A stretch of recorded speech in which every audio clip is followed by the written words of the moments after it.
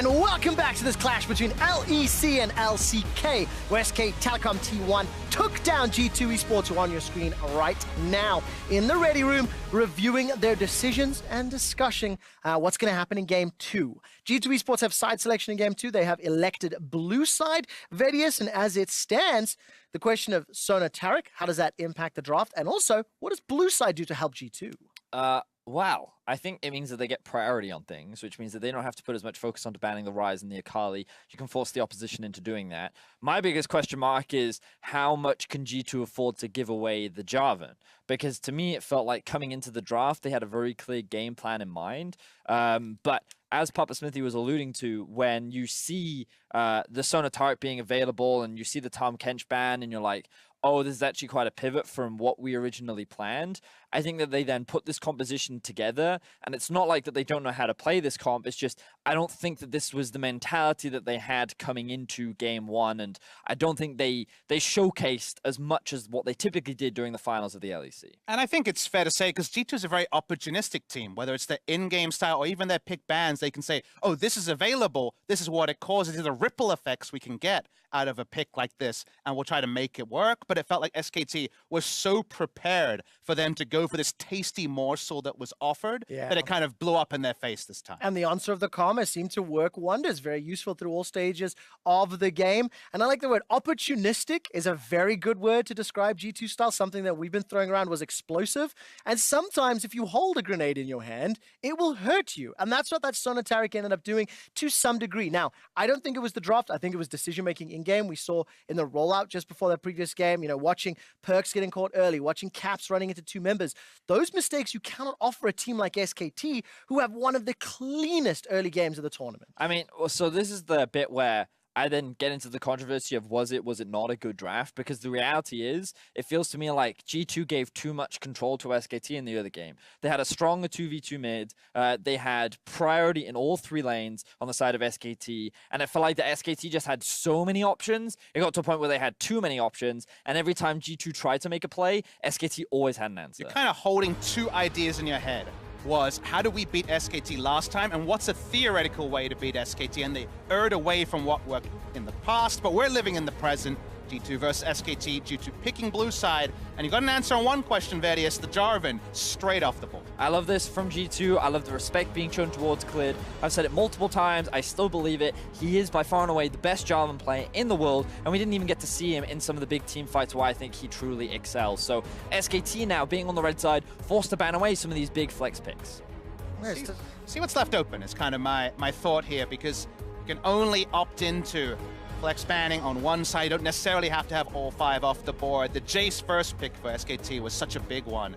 Second time they met, the Jace is very high priority because you kind of fall into double AP solo lanes a lot. So finding physical damage somewhere takes away the burden of the drafting in other roles. So SKT actually going to show that respect and take the Jace off the board rather. Akali, Sylas, Aurelia all up and available. What it showcased so far is that SKT are fine giving away the Aurelia. We're actually even seeing the Kalista ban come out from the side of G2, I believe. Teddy, yet to die on the champion purpose. Yet to die in 4 games, huge KDA on that one. Remember, it's a bit of a coverage to Tahm Kench as well, which is something that G2 have played around with. SKT have been loving Kalista into Tahm Kench because of that ability to put in the Ren stacks, delay the burst till afterwards. They actually choose to ban Tahm Kench anyway. That actually surprises me, that SKT are so adamant to take this Tahm Kench away from G2. I feel like that given they are on the red side, you would expect G2 to prioritize one of the flex picks, and if they value it that much, they could have gone for it themselves, but they're actually just taking it off the board. Akali, Aurelia, Sylas, all open and available. Sylas and Akali locked in. Who gets it? That's going to be the interesting question. Ooh. Speaking of gets, the Rakan priority from Mada on the red side. Xayah Rakan has been Perks and Mickey's fallback duo when they're not going for Varus and Tahm Kench. So seeing this here is very, very interesting. Now, it could, of course, be ripped away. Kalista Rakan was a old duo before, but the Callista's banned here. I don't know if Xayah will be preferred. And they're just taking a straight up Draven. Okay, so my question was, okay, now that the Galio is gone, who's considered like a decent pick into the Xayah Rakan lane, where did G2 look to focus? Their immediate response is, well, we think the Morgana Black Shield is really strong against the Rakan, and we're going to pair it up with an even stronger laner in the form of the Draven. And it's intriguing because this started off in NA a year ago, maybe it's 2 years ago now, with Caitlyn Morgana against Xayah Rakan. It evolved into Varus Morgana. When we saw at this tournament, the Draven is another level of aggression, and it tells me they just want to kill Mata every time he goes in, just kill the Rakan with his very meager base stats. And the bright side for G2 this time around is they actually have priority in the bot lane. With the Draven Morgana, you should have early push, you should be able to win out on trades. The thing you have to show the most respect for is the potential enemy jungle ganks. And what we've noticed is that Rek'Sai has actually slipped its way all the way through the draft. So I wonder now if G2 look to target ban some of the junglers, or if their focus is on trying to mitigate some of the good matchups into a card. It's a G2 and SKT thing. I think point. it's definitely going to be jungle ban. So this means that some of those pocket picks, the Lee Sin, for example, is one you would imagine G2 is either going to leave up intentionally or have a very easy answer to. So given all of that, we'll see what direction we go, because we saw the Skarner finally come out yesterday. Captain Flowers, of course, ecstatic about that. Good matchup, but it's something that I've kind of been calling for Jankos to lock in and Rek'Sai matchups earlier in this tournament. That's not something he's looked to. Hasn't yet, but let's see what happens as Lee Sin and Olaf are banned and removed from the pool. We're entering deep into phase 2 of the draft, and it's amazing what just a couple of days of preparation can do. Some big surprises already in the draft, and SK Telecom will remove that Irelia, last of the big 3 flex picks. G2 Esports have 1 ban left remaining, and then SKT will most likely lock in a jungler, you would assume, if they have already had so many champions pinched from the pool. It's definitely what you're looking to do with this pick here, so you offer a true counter pick to either Faker or Khan. The risk you run now if you're SKT is you'd be kind of looking at something like a Sejuani, but against a Morgana that can be challenging, and against a Trundle is the big pick that I would be scared of. So the question is, how do they pivot? And right now they're looking at the Vi. Vi seems to provide the same level 6 power of a Nocturne, but can, as we saw, link up well. Pre-6, I believe Clid had multiple successful ganks before he even got access to the Assault and Battery. And now, with the Vi ripped away, do they fall back to the Sejuani you were mooting for SKT? Well, Vi went 2-0-9 when Clid played it in the group stage game, and to confirm, Sejuani is now locked in for G2 Esports. Wonder or Caps, who will get this Akali? We're going to find out once G2 lock in their final pick. Morgana, potential flex as well. Nico, banned, of course, in the first game of the tournament. Blue side, if I remember correctly, was banned. Going to be locked in here, so there's still a lot of ambiguity. Yep.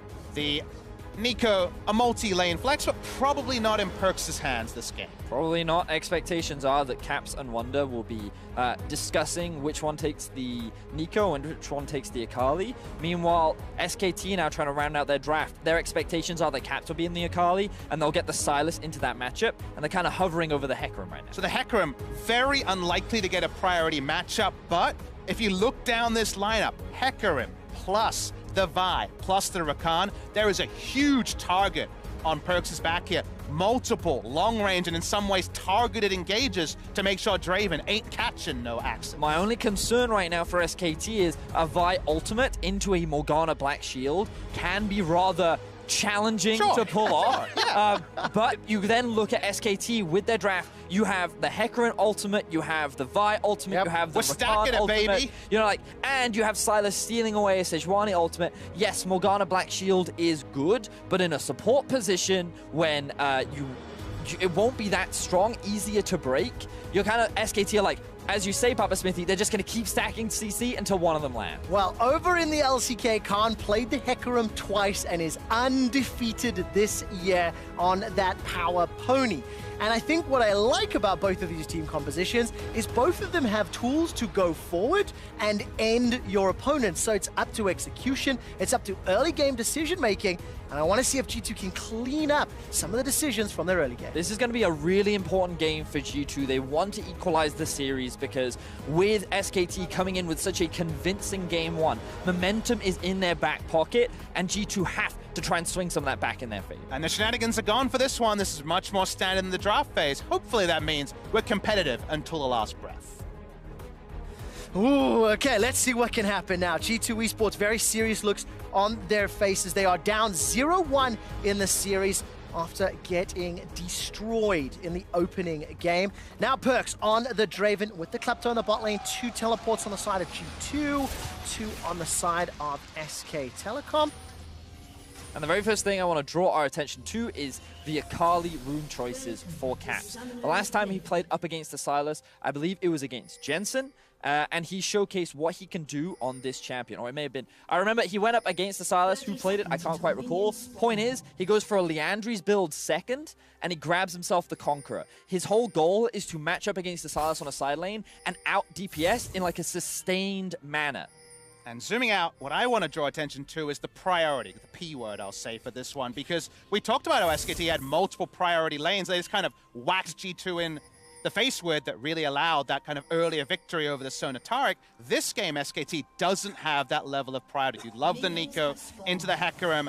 Akali and Sylas actually gone both ways this tournament, but I think both of them have tools, so it'll be intriguing to watch. And outside of, if Zion Rakan can pull off shenanigans level 1, I think Draven and Morgana should have a lot of answers level 2 onwards. So on paper, a lot for Jankos to work with on the G2 side. Pretty excited to see the Hail of Blades on Teddy as well. Gives you a little bit more laning power because you get those feathers out that bit quicker, and then you can set up for the root much earlier on. So it just makes that early game a little bit better, especially against a Draven who's looking for early priority, as Papa Smithy was saying. Well, you mentioned Draven. Of course, the man on your screen there is not Perks' Draven. That is Nico.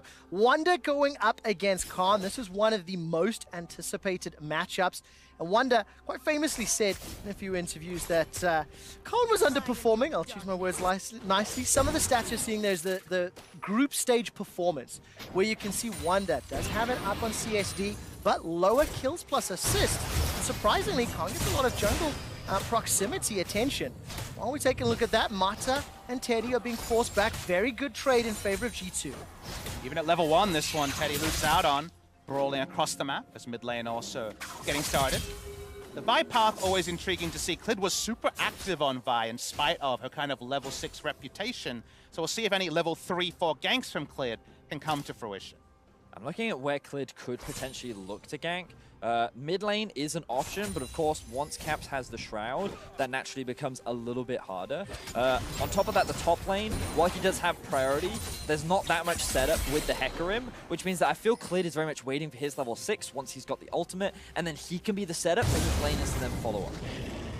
Well, we need to see, because there's still a little bit of setup time before any of these teams get involved. We saw Wonder really shoving in early into Khan, as is expected. Khan taking a lot of auto attack damage and needing to deal with those Tangle Bobs and the Blooming Burst. I thought for a second Jankos may fancy his chances against the flashless top laner, but he decided to clear the Scuttle Crab, and it's not making his way top. He'll find Clid in a second. There's no way for a Hecarim to have priority in this lane. He should only really walk up to either fake a gank or go for a gank with his Ignite, which of course is the trade for something like the Flash or the Ghost. Clid is here anyway. Seeing this actually pulled off successfully, it seems like more of a counter game from Clid. Love the mini-map ping there from Clid, putting the question mark on top of Raptors and saying, hey, Faker, there's a potential that Jankos is clearing this camp right now, so just be aware of a potential gank. All right, manages to smite away the big Krug. Izzy power charging for Vi, decides to go away. All right, Jankos and Clid going toe-to-toe. No movement from the mid lane yet, and Khan will just about finish this teleport. Actually, no, I think he got interrupted on the recall. Now some trades in the mid lane and trades in the bot lane. It's a fight in multiple fronts. Ignite has already been used by Mata, and there's no further follow-up, but both SKT's top players now under a lot of pressure from Wonder and Jankos. Wonder, 26 CS to 8.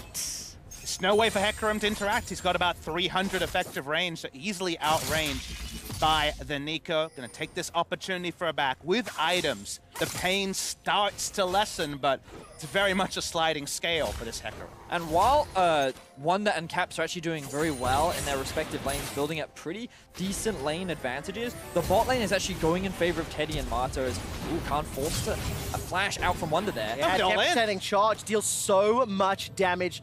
Teleport and Ignite use will get the Summoner spell, so it makes Nico a little bit more gankable the next few minutes. Mickey's gonna flash forward. The Dark Bind didn't connect. Black Shield is doing a lot of work though for Perks. Here comes Jankos. Teddy has already used the flash. Summoner heal still available to him. Gets caught up by the flail and the stun. Here comes the Fault Breaker. Clid jumps in, denting blows to Mickey's face. First blood is available. One more auto. Clid can't close the difference. Now Mata sitting on that flash still. Gotta be very careful, those spinning axes doing work. Jankos gets the shield. Clid and Jankos trade lives 1-for-1. For once, Clid not on point with the flash and just hopelessly chasing for the auto attack that never comes. They do get a trade kill at the end, but it's overall a trade up for G2. It was a bit of a comedy of errors from both parts, multiple skill shots being missed there from both sides, and it actually started off with Mickey binding a minion rather than his intended target of Teddy.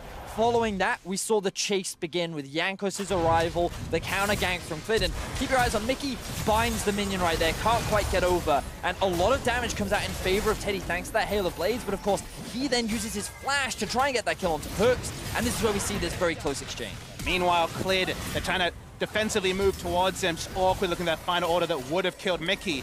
When he does pull away, he understands that the moment Sejuani turns on him, he's going to die because Perks and Mickey are under no more threat. It ends up being a trade kill overall. All right, as we come back into the game, G2 Esports are now up 1,300 gold.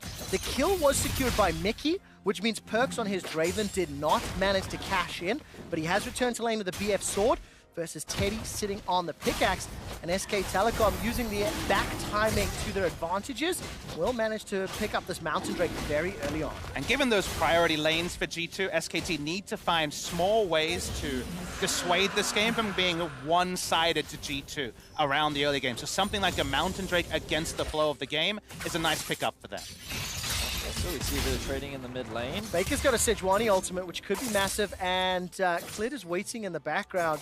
I mean, if you add the Sedge ultimate and Assault and Battery, that is a ton of CC, and it looks like that's what Faker and Clid want to do. So keep your eyes on teleports. Caps' TP is up and ready to be channeled towards the bot side of the map, but Faker and Clid have managed to sneak in unawares. The pings are coming down. All right, the ward is just about to spot them. Perks with a very reactive flash. Mickey didn't have one available. Faker forced to use his own. That was a respect flash if ever I've seen one.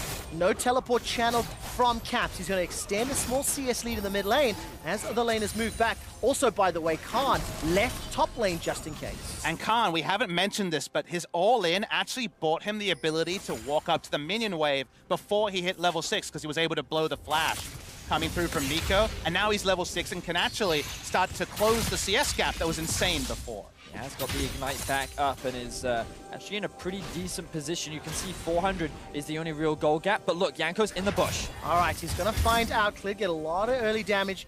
And Caps has already left the mid lane. Pop Blossom will not stun Khan. Devastating charge into the wall. Tower was not going to be enough. But here comes Caps. He's going to finish the teleports. And I think Khan will give the kill over to Wonder and gets the Summoner Spell trade advantage with the teleport. So now we're starting to see this Hecker and Perk work very nicely up against the Nico as we see more trading in the bot lane. But nothing really going to come off the back of it. Beautiful stuff from Khan. Finding that solo kill onto Wonder, having this way back into the game is a much-needed advantage for SKT early on. And our general read of the comps is that if both sides are firing shots and being answered during the early game, it bodes well for SKT's big engage come team fight. So G2 really need to pull off a play like this where they're setting up for at minimum turret plates, if not a couple of kills. Extending that gold lead further, Papa Smithy. It's 2,200 gold before 10 minutes. That plate did fall, and Jankos has yet to leave the bottom quadrant of the map. Now starting the recall, may end up conceding his own blue buff. Would highly recommend viewers at home just keep your eyes on the minimap and just keep watching the pings, because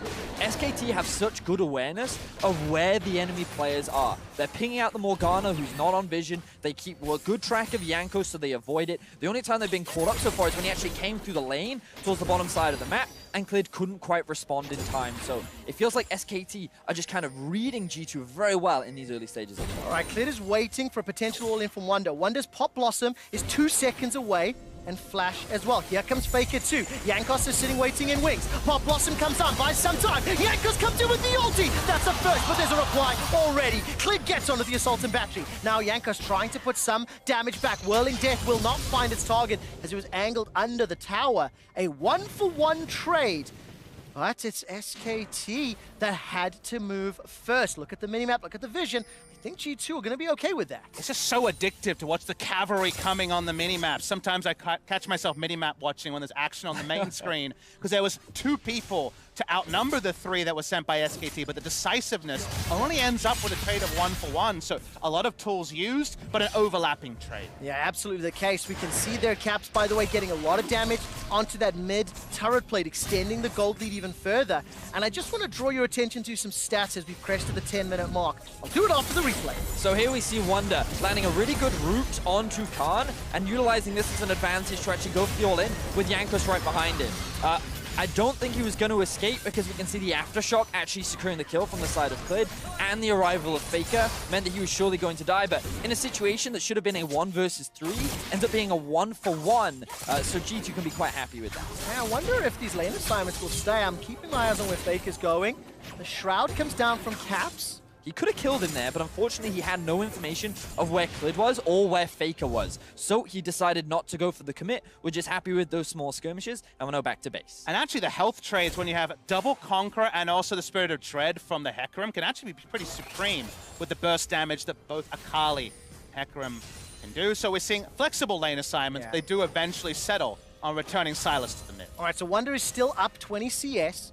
And I can see Jankos waiting in the wings. That's a flash forward from Clip. The Assault and Battery finds his target. Perks has got no flash available. The stopwatch buys so much time, and the 2v3 is being turned around. Feathers will not find a route. Flash away from Teddy. He stays alive and avoids Dark Binding, but look at Faker. He's come down from the river, and this time no one dies. Beautifully well played from the side of G2. Mickey with a quick responsive flash to get the Black Shield on.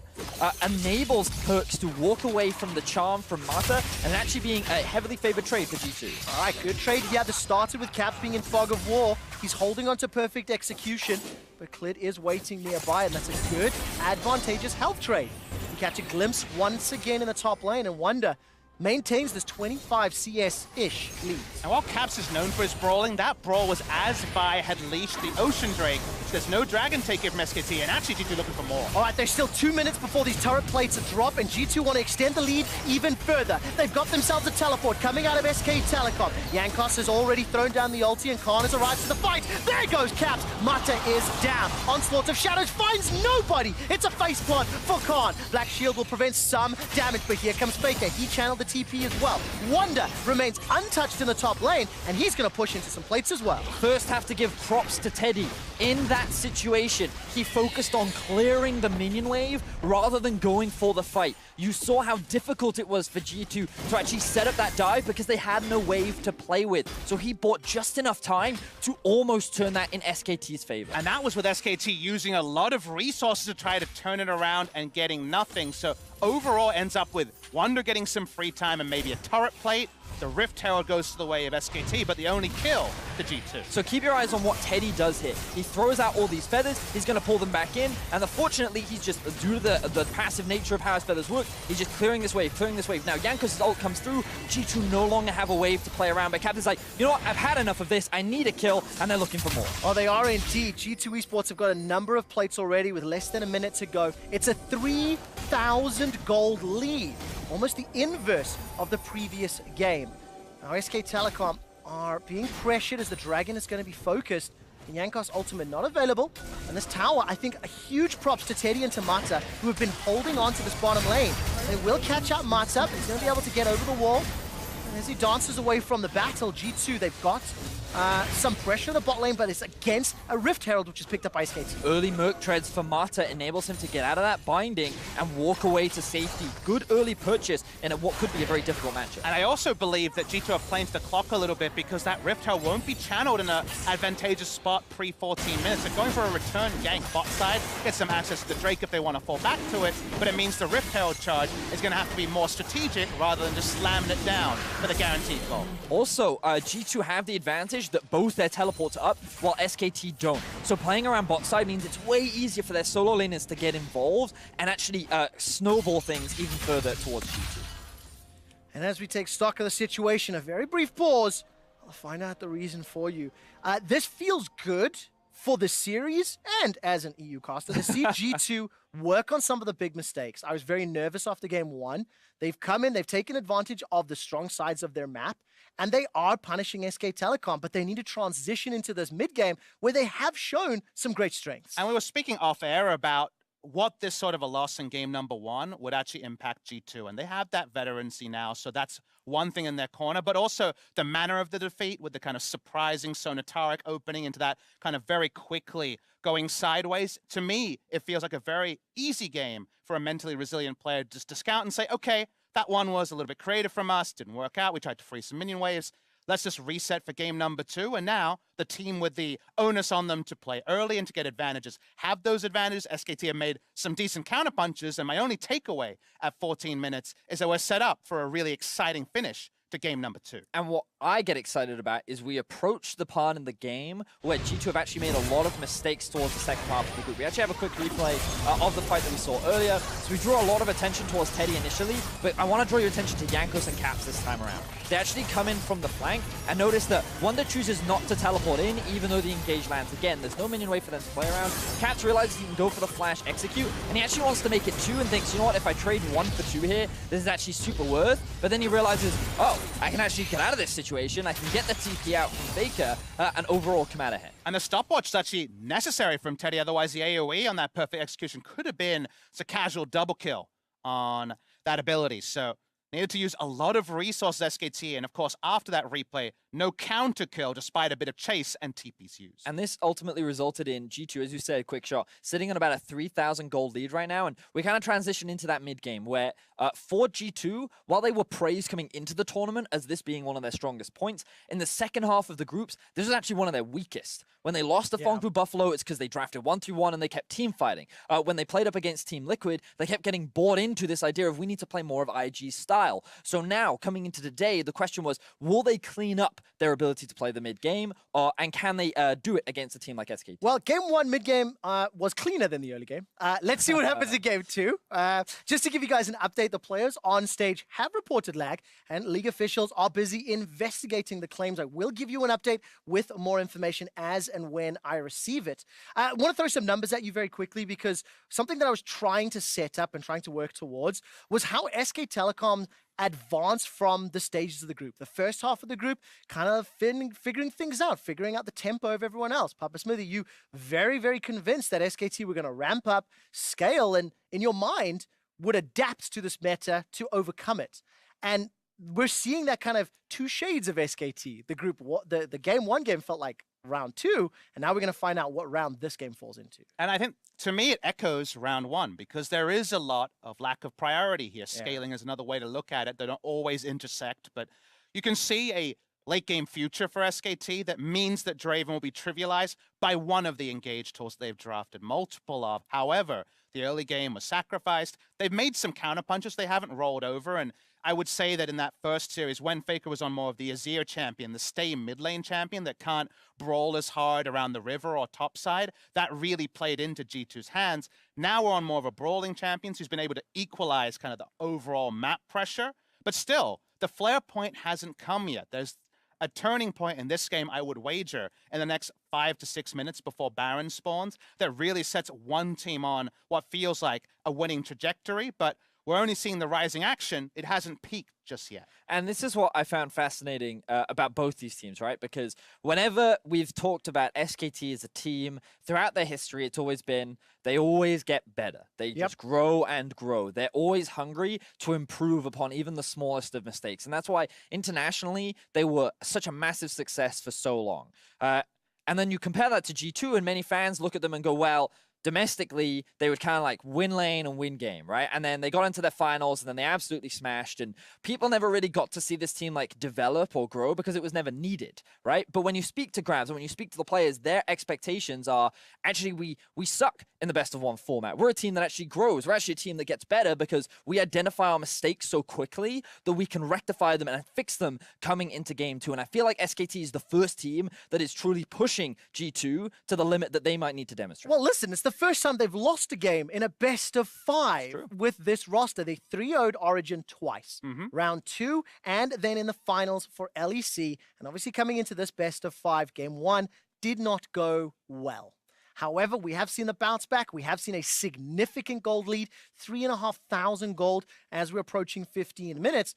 And for G2 Esports, that's a good sign. Just to give you guys an update, our technicians are working on it, and I don't have an exact time, so I don't want to make promises, but they are looking at the problem, and we'll get back to the game as soon as it is resolved. And the growth for SKT Point as an organization definitely stands true. We remember this in 2015, 2016, and onwards in 2017, but it didn't necessarily have to map one-to-one to this roster that doesn't have that effective core. When you saw SKT, it was always Faker, Bang, Wolf, Coma. Yeah. And while Coma is still around the org, he's not involved on stage, he's not as involved in the pick bans. Zephyr, previously of a Freak of Freaks, is now their drafting coach, so it's only Faker now. So there was no kind of requirement for them to fit into this organizational narrative, and yet it was on display throughout the course of LCK Spring. SKT reinvented themselves multiple times, settled in the playoffs against Kingzone and also Griffin as that more reactive team. They started reactive. They quickly threw out that playbook and got more aggressive. Where does it all lead? Who knows? Well, it leads to Vi, Hecarim, and Rakan jumping into G2 Esports, and we are back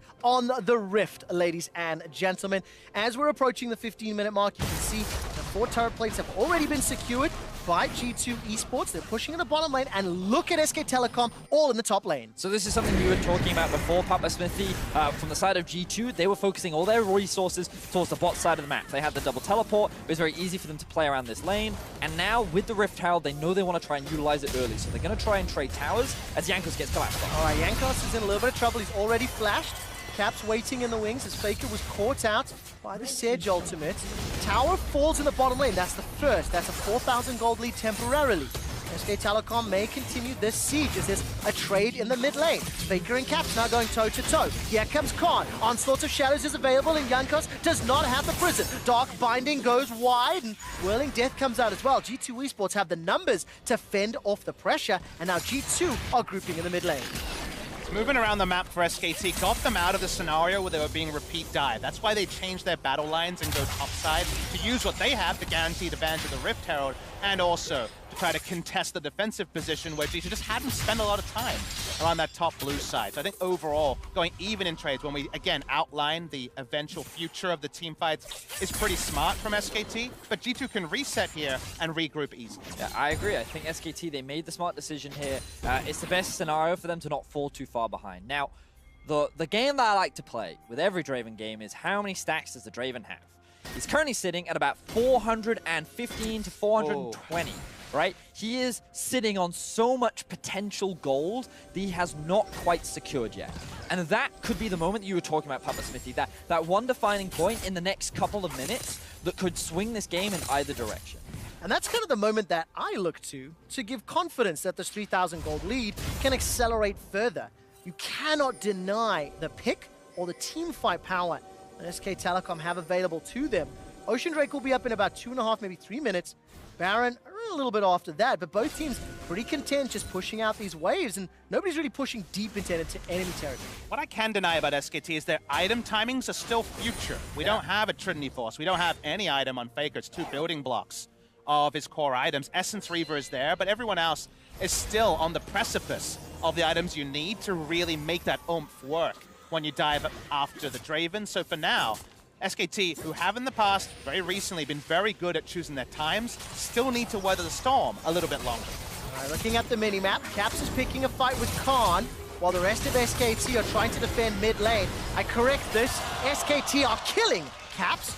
He simply bit off more than he could chew and got collapsed. Now the goal here for Caps, what I imagine, is that he saw that they had pressure in mid lane, so he assumed that they could push bot. And if 3 members show up bot, then maybe he can trade it for a tower in mid. Unfortunately, that wasn't the case because G2 lost their minion wave, which means that he was ultimately overextended in the bot lane, and it was an easy kill picked up from the side of SKT. And that engage range that will work against Draven in a teamfight coming out of Fog of War is also going to be very, very strong. So he's able to get that pick there. Chasing onto Teddy, doesn't get bound.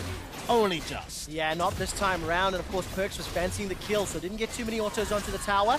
3-man stack of SK Telecom pushing on the bottom tower.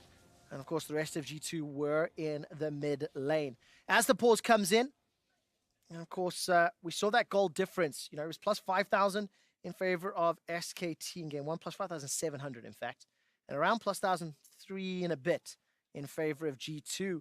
But they are playing the pressure game. And G2, SKT have some good answers. But this immediate game state, where on the Rift they'll soon have an Akali with Gunblade, a Draven with Bloodthirst, a Boots 2, and another BF sword, compared to, as we were noting, the constituent parts of big items, actually suits G2 to never let up pressure, because you don't actually want SKT to shop. Yes, on their next shop they'll be stronger, but if you force them into a bad shop timing, then suddenly you get ward supremacy about something. Maybe you get an objective somewhere on the map. They are very much behooved for now to make this current game state last as long as they can. Yeah, and I actually wonder, I kind of look at the scaling for both sides, and like both Xayah and Draven scale pretty well, but of course Draven always has that advantage of the empowered auto attacks that he does get from his spinning axes. You then kind of compare and contrast the Akali versus the Sylas, who offers more value in a team fight. Surely it comes down to execution, because it's about which ultimates can you steal? Can you land your skill shots? Can you dive onto the backline? And then Neeko versus Hecarim. Sure, Hecarim offers a lot more utility, but does the Neeko not offer more damage? And so like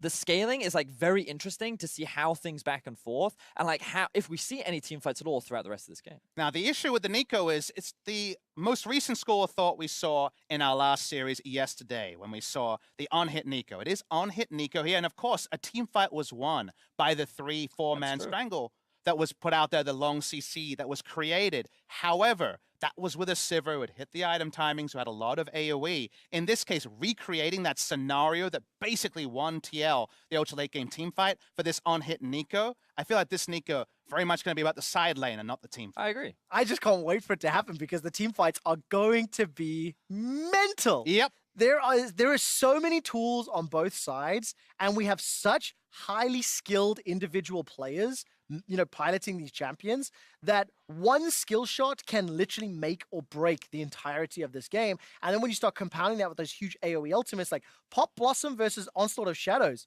one of them, well-timed, can completely obliterate the enemy team. The only small point I'll say for people at home is if the fight is on G2's initiation, I think that's where they have the best chance of success, because if you look at the reverse, if 3 people are diving at Draven, someone's going to get there. However, the Xayah, if you can blow her Featherstorm very early, will be accountable. So the Featherstorm here, compared to the Black Shield, it's a selfish timing versus a team timing, and that can actually cause a lot more headaches. So I think G2 have to make the first move on that initiation chicken. Oh man, the tension just continues to build here as G2 Esports and SK Telecom find themselves in a pause. Thank you for joining us. SKT are up 1-0 in the series. So we can see the technicians on stage busy investigating. I see a throne, and I wonder what Faker would look like sitting in said throne. He sat on many nice chairs, the Bonjwa chair in the past, so can't help but think about that one. But a lot of business to be done before that could happen. And it would be a return to form, of course. One of the stories that starts to get proven or disproven by this event is LCK and Korea, and more importantly, Faker's strength. Now, this is just a replay where Caps figured he'd pick that 1v1 because the rest of G2 had pressure mid. So, yeah. There's a lot here. I don't agree with the play from Caps. Like, in a 1v1, I definitely can see Caps with an advantage on the Akali, but I ultimately think that he didn't have enough vision nor enough priority anywhere else on the map to try and force it, and I think that it was good side from the SKT to ultimately punish it. I think our video editors are sending a subtle message there. Caps dying overlaid on the throne. I don't know if I'm what does it mean, Trevor? If I'm reading too much into that or not, but hey, I gotta theorize. Small interaction to theorize also is that both Vi and Hecarim have like a little knockbacks that interact with the Shroud. That's true. So that's that little bit of synergy. That's always very situational, but also the Vault Breaker can hit during the Shroud, as we saw in previous plays. So just feels like Akali's been a little bit more nailed down than previously, because Akali has been kind of one of the supreme flexers. We've seen the big 5. Akali's kind of 1 or 2. So we, it's quite fascinating because we talked a little bit about SKT's ability, SKT's story, rather, and about how Faker's returned to the throne, about international success. Whereas for G2, they're actually on the precipice of making League of Legends international history, where we could potentially have the first ever EU versus North American final. They could be the Rift first, rivals? for a long time, they could finally get their revenge against SKT from 2017, when they met SKT before. And like, there's a lot on the line for this organization as well, if they're able to topple these titles. I mean, also, if you do think about 2017 MSI finals, 2018 World Championship finals, potentially 2019 finals, if G2 can do it, but it's a long way ahead. Give us a few minutes. We are going to head it over to Dash to explain a little bit more what's going on. Thank you very much. Quick shot. League officials believe they have identified the game server itself to be the cause of the lag that the players are feeling on stage. So as we have a moment to break down this second game of the best of 5, they will be working to chrono break this game onto a secondary server. So while that happens, I turn to you because for G2, a much different look from game 1, finding themselves 4 to 5K gold up at this point where they were 5K gold down in the previous game. Yeah, I think it's safe to say the comp we saw in game 1 with the way they played it was as successful as the current server. So it's important to move on to too soon! different server. Too soon! Too soon, he just said it. I do like it, though. Cut his mic. But it works. And especially the top lane matchup that we've been seeing. Wonder on this Nico got a huge advantage that, you know, a lot of resources had to be put into rectify. You see what I have to work with? Clearly great comedians. Oh, yeah. There's never a lack of content when it comes to you all. Sorry, Kobe, to just jump in on your point. But let's continue down the side. I mean, totally different looks for both squads. We got the Sonateric out. We have some more. We've got that very aggressive Vi pick for Clid, which he found success with in the group stage. Does have a few kills up to this point. And I do kind of want to talk about the draft before we start really getting into like the meat of this game. I really like SKT's run at kind of like their options of how they're going to answer G2 in draft. I agree with the sentiment that I feel like G2 are the much more flexible team in the draft, just their creativity in general. But you were talking about this, I believe, last night on Cooldown. You know, if G2 go back to their, I know I was going to credit you, the 1-3-1 playstyle, you have to draft hard engage. So things like having the Vi, having the Rakan, even if you get a good flanking position with the Hecarim. I think SKT are recognizing that G2 want to play to those side lanes and making sure that they have a full arsenal to deal with it, but that's why Morgana is so important. And if G2 win this game, I think suddenly you're going to start to see this tournament meta really revolve around getting that Morgana and that Tahm Kench away from them, because these are two big picks that can make sure that they have 1-3-1 access. Yeah, I mean, definitely agree on Morgana being super important. I think Draven is also very good against things like Rakan. He dashes at you, you can knock him out of the dash, and you can basically kill him in 2 shots in the late game, right? So there's a lot of good answers I actually feel for G2 late game when it comes to killing the engage. Because also we know that, you know, a Vi and a Hecarim, they will not get that tanky compared, or they'll not get tanky enough for Draven to be in a situation where you can't actually kill them. Got it, we got it out there. Yeah, we got there. They'll be tankier than the Rakan. Yes, that's it. Not tanky enough, however. I want to talk about the Akali pick, which I actually think will be the MVP pick. I need Caps to obviously not run to a side lane when he has no prio anywhere and just die to the Hecarim and Vi, because that's not needed. But I think late game, they can't kill him. And then he will eventually just take down the entire enemy team. Definitely a high priority pick for Caps throughout the tournament. Again, at the top of the day, we were talking about flex picks. I know we focused in on Ryze and Pyke, but for these two squads, I think more so than, say, Team Liquid yesterday in their series, these flex picks will be more relevant to this best of 5 overall. I want Kobe to talk about Vi, though. Why is Vi good in the comp? Vi is James great. leans forward. Frostgurn touched on it, right? It's the hard engage, and it is the point and click hard engage. If G2 are going to try and split the map, right? They should continue to try and split, keep the pressure up on multiple points. Then that multiple forms of engage with Hecarim and Vi, both of them are unstoppable engages. That is your goal. I'm not saying that is an easy task against a Black Shield and an Akali and a Nico, but that is the point. I agree.